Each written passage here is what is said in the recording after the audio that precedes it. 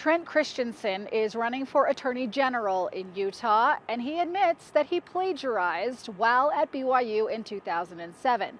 Now he's putting his hands in the fates of delegates, asking them to look past it. Wrote it, published it. It was published for a time. An article written in 2005 by Trent Christensen in the BYU Law Review was on heightened scrutiny for eminent domain. It's now redacted by BYU for plagiarism. And then, a year later, they came back and looked at it and said, actually, there's been some problems with it, as you read.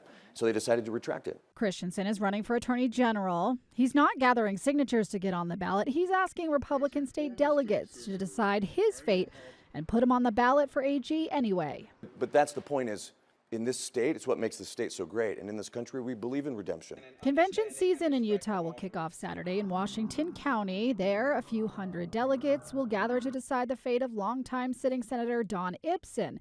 Ibsen gathered enough signatures, but not enough were valid.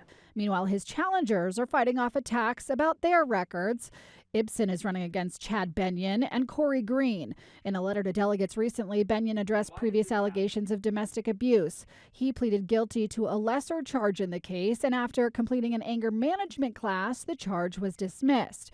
Green has previously run for Congress. He pleaded guilty to sexual battery in 2010, but maintains no inappropriate sexual activity occurred.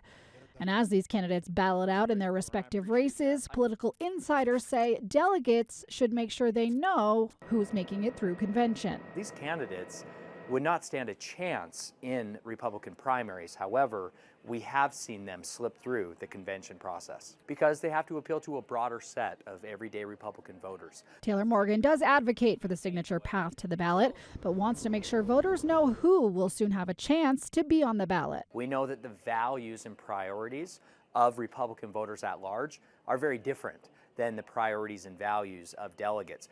Now, the convention that Trent Christensen is running for isn't until April 27th, but the Washington County Convention, where Don Ibsen is running, happens this Saturday. And if he doesn't win a spot on the ballot, he's done in the state legislature. Reporting in Salt Lake City for KSL 5 News, I'm Lindsay Ertz.